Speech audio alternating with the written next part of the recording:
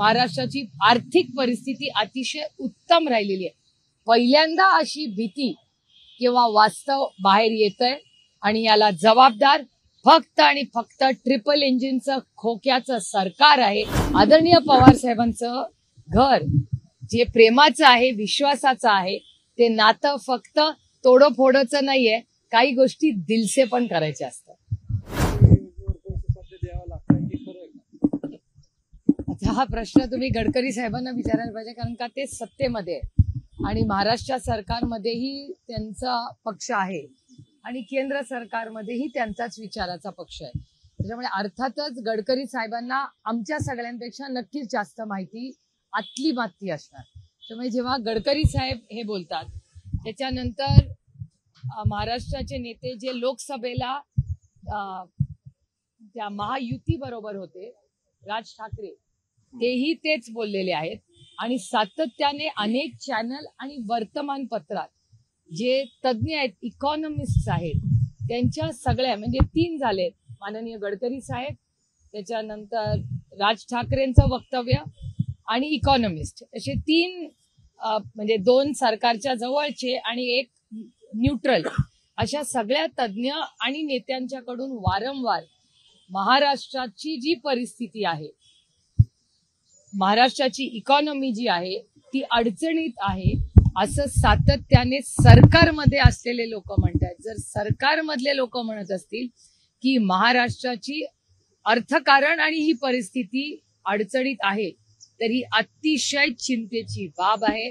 अनेक महिने नाही वर्ष माननीय जयंत पाटील सातत्याने हे बोलत होते। डिसेंबरच्या अधिवेशनात ही सविस्तर ह्याच्यावरती माननीय जयंत पाटील साहेब बोललेले आहेत, तरी त्याची कुठलीही नोंद घेतलेली नाही। आणि आणखीन एक सिग्नल जो आपण घेतला पाहिजे की महाराष्ट्राचं फायनान्स मंत्रालय, वृत्त मंत्रालय, हे अनेक वेळा कॅबिनेटमध्ये, हे जे मी तुमच्या चॅनलवर आणि वर्तमानपत्रात वाचते की अनेक वेळा ऑब्जेक्शन्स घेतलेले जातात, विरोध केला जातो, पण त्याच्यावर दुर्लक्ष करून वृत्त मंत्रालयाने काही रेकमेंडेशन, सूचना केल्या तरी त्याच्यावर कोणी ऐकत नाही आणि रेटून निर्णय घेतले जातात कॅबिनेटमध्ये, असं वर्तमानपत्रात आणि चॅनल्समध्ये येत आहे।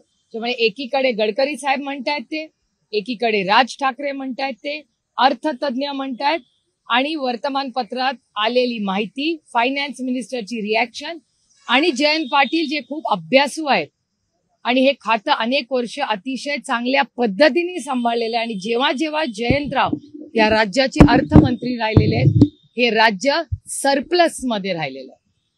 त्याच्यामुळे ही अतिशय चिंतेची बाब आहे।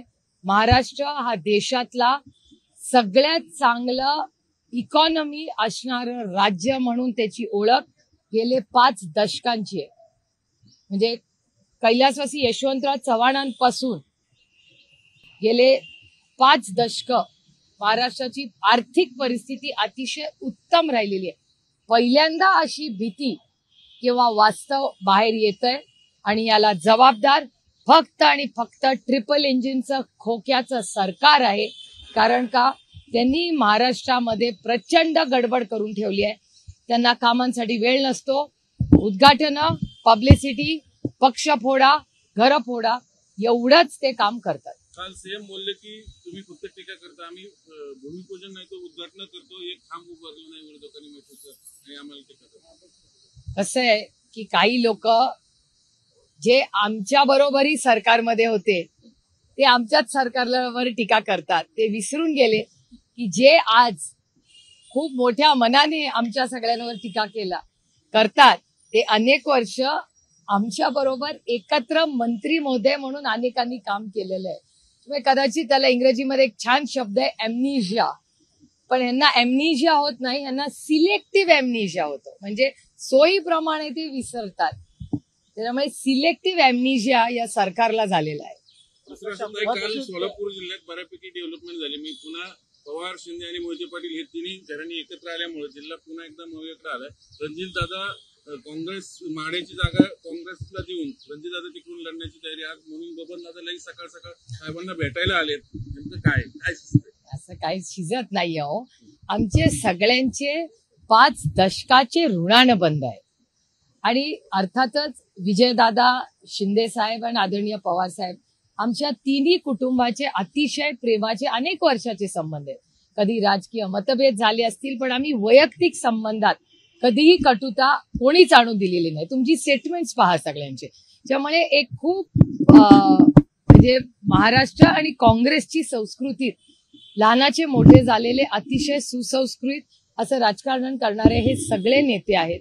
आणि काल ते सगळे एका व्यासपीठावर आले. रणजितदादांनी अनेक वर्ष आम्ही एकत्र रणजितदादांबरोबर काम केलेलं आहे. रणजितदादा महाराष्ट्रातले एक युवा नेते ज्यांच्याकडून सगळ्यांच्याच खूप अपेक्षा आहेत. आणि काल ते व्यासपीठावर येऊन शिंदे साहेबांबद्दल जे बोलले, आमच्या सगळ्यांसाठी ते खूप समाधानाची आणि आनंदाची गोष्ट आहे.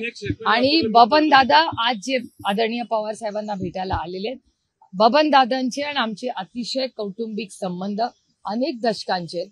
आणि आदरणीय पवार साहेबांना भेटायला हे सगळे नेहमी येत असतात. आणि अर्थातच आदरणीय पवार साहेबांचं घर जे प्रेमाचं आहे, विश्वासाचं आहे, ते नातं फक्त तोडोफोडोचं नाहीये, काही गोष्टी दिलसे पण करायच्या असतात.